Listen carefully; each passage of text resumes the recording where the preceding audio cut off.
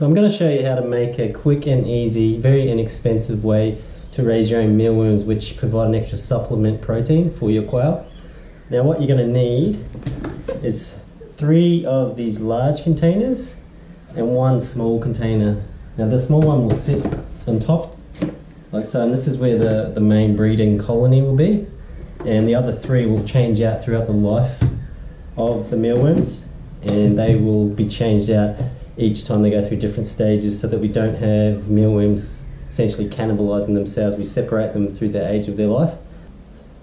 This is a setup that I've used before, and essentially what I've done is I've drilled a series of holes, maybe 100 or so on the bottom, and you can see through there, of the actual main breeding container. So these are about 2 millimeters. It's just enough that the other mealworms and the other beetles, when they go through the beetle and pupae stage, they can't fall through there, but the eggs, when they hatch, the larvae can crawl through and they fall down into the other container. So what you need to do is drill a whole series of holes, which I've already done, as many as you can in there, and then you drill a series of holes around the edges for ventilation, and that ventilation is also along on the bottom container. It's not on the bottom down here because they'll crawl out. So we'll have about 30 mil, about 1.5 inches of substrate, which will be, for us, it'll be rolled oats. So if you provide ventilation at the top, and there's a little bit at the corner just to ventilate so you don't get mold. It's the same on here. I've drilled a small one at the corner. That's just to prevent mold. Outside of the containers, the other things we will need are obviously live mealworms. Now I purchased them from a pet food store. They've usually got plenty of them. They use them to feed reptiles and things like that. But quail absolutely love them. They love them even when they're dead, dried. But when you give them live ones, they go nuts. We also need, I've got some used toilet rolls, because I'll cut those in half, and they provide a bit of shade and cover. They like a bit of privacy, a bit of darkness. The mealworms, but especially the beetles, and a carrot that we'll cut down the middle, and that is used for moisture, because the substrate we use, or what I use, rolled oats. You can use bran, but not in this setup because it will fall through those holes on the bottom quite easily. So I find that rolled oats is perfect because it doesn't fall through for this type of setup. There are other types of setups which we'll get into in other films, but for this one, rolled oats is your best bet.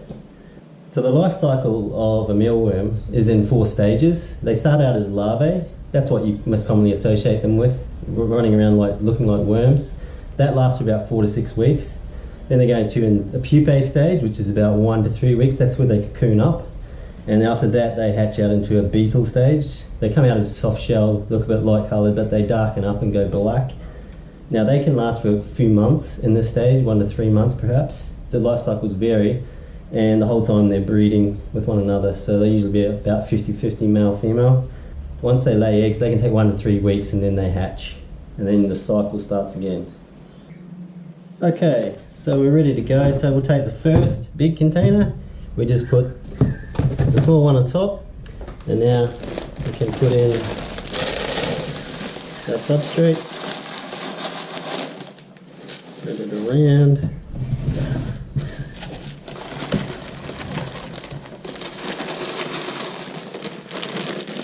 Enough. The rest of it I'll just tip into the bottom, so I don't want to move it around. Now this substrate I've actually had it in the freezer for a couple of days, because you can get grain mites in these, so if you actually freeze them, that will kill the eggs. You need to do it for about 48 hours. If you don't do that, they can get an infestation. Not always, but you can. So the next part is we put those toilet roll holders that I cut in half. Just a bunch of those, sit them around. The carrot that I also cut in half, I'll just sit down the middle. That's quite moist, so the mealworms will flock to that. And finally, we will add the mealworms. Now you'll see like little pieces of shedded their skin. That's fine, they'll actually consume that anyway. So you just spread that in. You can see there's quite a few of them. And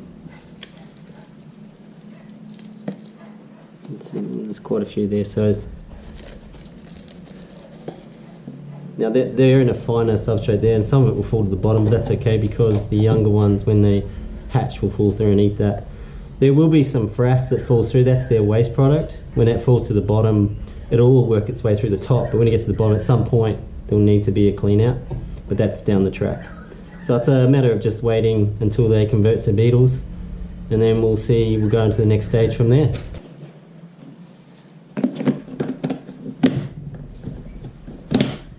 So after a few weeks, you can see that they've now started to go into the pupa stage.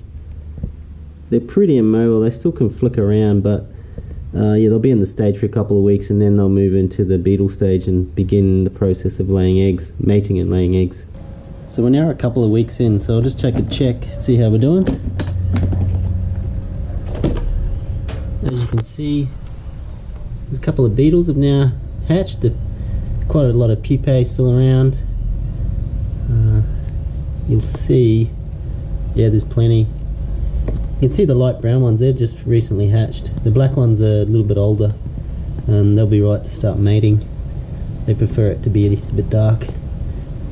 So it's all starting to happen now, and there'll be some eggs starting to be laid by the females as they start to mate. And we'll check back in a couple of weeks. It's been a number of weeks now, and a lot of the beetles have started to die off. There's still a few around, but a lot of them have passed away, and that's normal. They've reached their end of life. They've laid a lot of eggs. There's a lot of larvae crawling around now, very small, but they're dropping down below. So what I'm going to do is switch out the one below, put a fresh one underneath, put some more fresh oats on top, because it's getting a little bit scungy in there, and it needs a bit of a clean up, but I don't clean out the top colony until it's completed its cycle, and I'll just throw that in with the birds, and they'll love getting into that. So as you can see, there's a lot of dead beetles. You can pick these out with tweezers and essentially feed them to the birds. They actually would really love them, but yeah, it's a bit of hassle. If you leave them in here, the actual mealworms will actually consume them anyway. And as I said, I'll throw this whole lot in when it's end of cycle, and they'll just devour it. So I'm going to put a lot of the oats have gone a bit scungy, but there will be larvae in here, which I need to be careful because I don't want to throw any of that away. So I'm going to put some fresh oats on top, and I'm going to switch out the container below for a fresh one. So a number of different stages, so it creates an age disparity.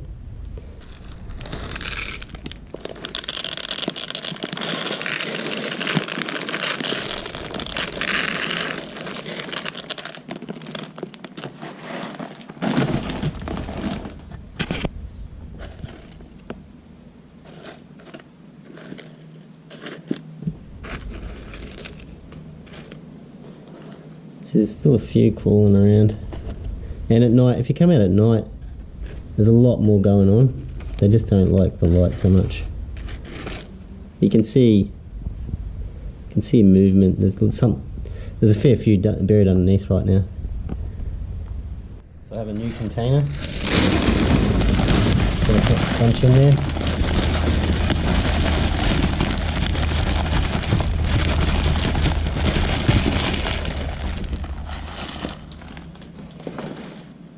Pull it around.